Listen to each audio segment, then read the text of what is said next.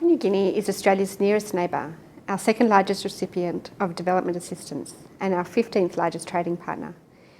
Experiencing a similar resources boom to that helping Australia's economy, Papua New Guinea's economy has grown at over 5% annually since 2007.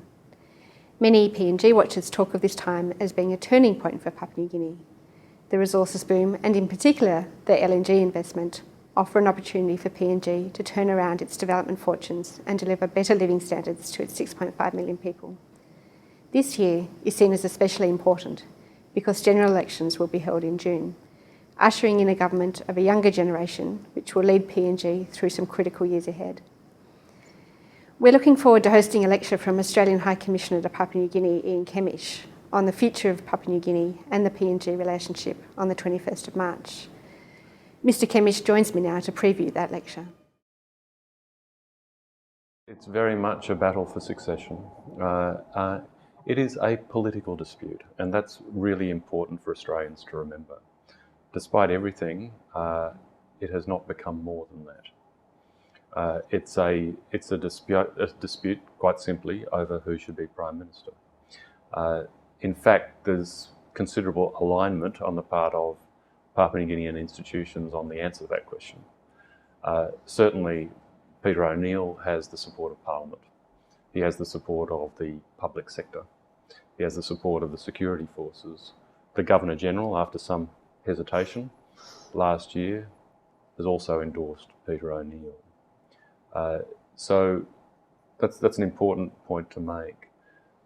The courts are now looking first at a question asked by the O'Neill government.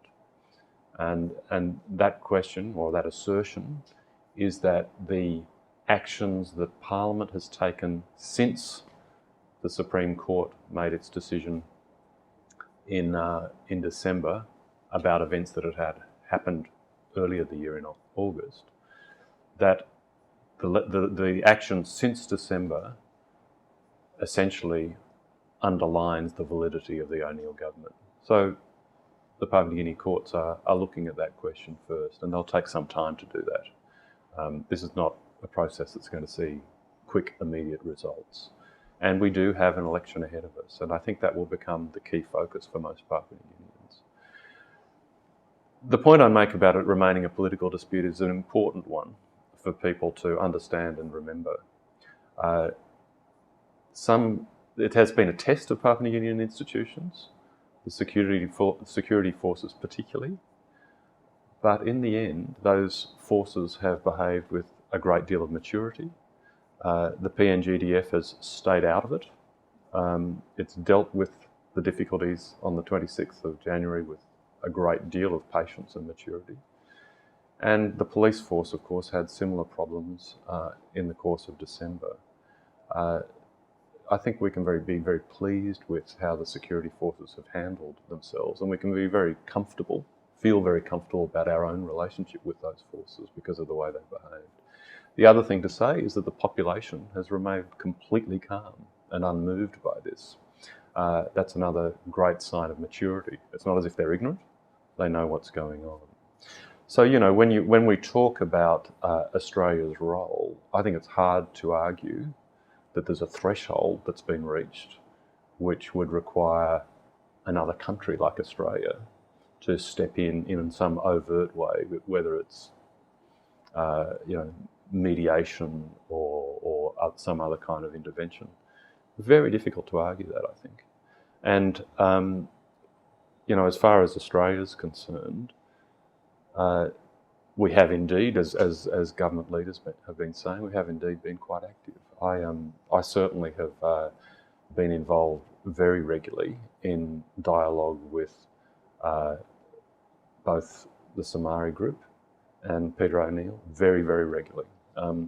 I've often been conveying quite directly messages from Prime Minister Gillard or from Foreign Minister Rudd, and that's flowed from an ongoing dialogue I have with them, our own leaders, about what our approach should be. We've tended to get involved when things look like they're becoming a bit difficult, but otherwise we've respected what's a political process. We're not locked into that approach. We have to keep considering new developments and adjusting our approach accordingly. It would be nonsense for us to feel that we're locked into one approach or another. But we have to ask ourselves a couple of questions. One is, are the actions underway within the Papua New Guinean Constitution? Another is, are Papua New Guinean institutions coping? And of course, the most important question is, what's the most effective way of us approaching the situation? There's one certainty, and that is that the LNG project will come to fruition. The process of it rolling out across the country seems inexorable. Yes, they've had difficulties along the way, but it's coming. It's not as if they then have to turn around and find people to buy the gas, because it's in the nature of these projects that the gas is already sold when you begin the project. So there can be very little uncertainty about that project, really. And there can be very little uncertainty about the very significant revenue that will come to the country as a result of it. That's one thing.